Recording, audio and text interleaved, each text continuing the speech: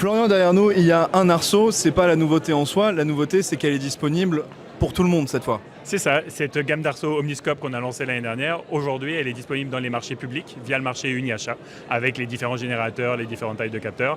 Mais on a maintenant une solution pour proposer ces arceaux à tous nos clients publics, donc pouvoir faire des démonstrations et montrer la technologie Stefanix sur ces marchés-là.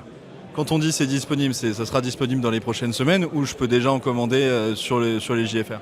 Regarde, il y a une table derrière, le bon de commande est prêt, tu as juste à venir les signer et tu peux déjà les commander sur les JFR. Allez-y.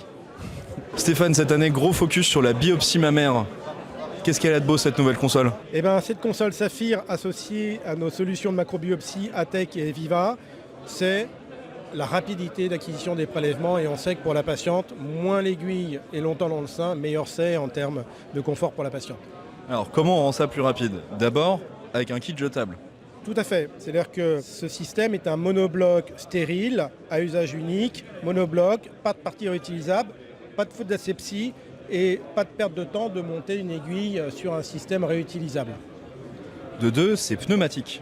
Voilà, aujourd'hui on sait que c'est une procédure qui est anxiogène, donc quand on doit déclencher l'aiguille pour transfixer le sein, ce sont des solutions mécaniques sur ressort qui demandent une certaine force musculaire pour déclencher, qui font quand même un bruit assez fort. Là, voilà, C'est très raisonnable.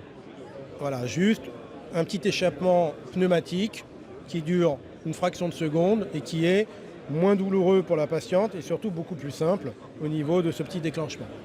Beaucoup plus simple, c'est un peu le mot d'ordre de cette console. La simplicité d'utilisation, elle est vraiment présente parce que c'est analogue. Tout à fait. Il n'y a pas de Windows, il n'y a pas de partie électromécanique, il n'y a pas de Windows qui bloque au démarrage. Le seul organe, c'est une mise sous tension de ma console. Mon système est prêt tout de suite. Et simplement, l'opérateur qui est le médecin va se concentrer non pas sur interagir sur l'interface utilisateur, mais j'appuie sur ma pédale, je demande le prélèvement.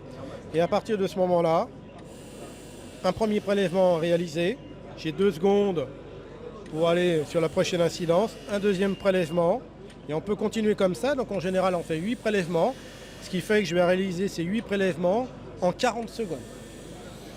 40 secondes versus des temps beaucoup plus longs pour d'autres systèmes.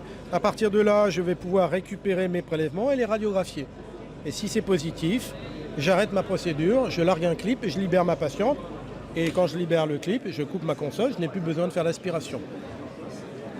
C'est compatible aussi dans un environnement IRM. Alors c'est compatible avec notre deuxième pistolet qui s'appelle le pistolet Atec, qui lui va être compatible écho, stéréo et IRM.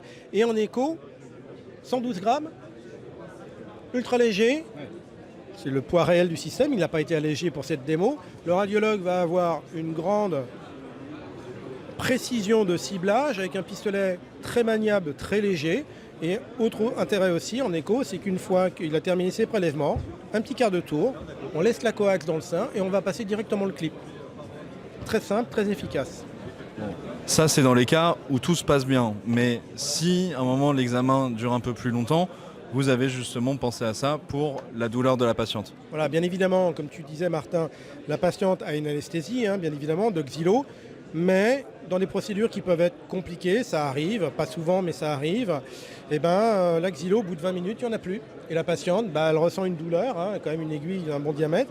On a cette petite valve qui est la gestion de la douleur. On va venir simplement brancher sa petite seringue de xylo. On va faire un bref appui sur la pédale de prélèvement et ça va automatiquement venir délivrer de la xylo directement dans la chambre de collection de la patiente qui, en 2-3 secondes, va être totalement anesthésiée au site de biopsie. Donc une gestion intégrée de la douleur, simple, sans arrêt de la procédure. J'ai juste besoin de ma seringue. Donc, c'est plus simple, on gagne du temps, c'est aussi plus simple de former les équipes dessus. Ah oui, on a beaucoup de turnover ou des gens qui n'ont pas forcément une pratique régulière de la macrobiopsie. Donc, comme disent les Américains, pas de guesswork. Mon aiguille, je la branche, elle est fonctionnelle tout de suite.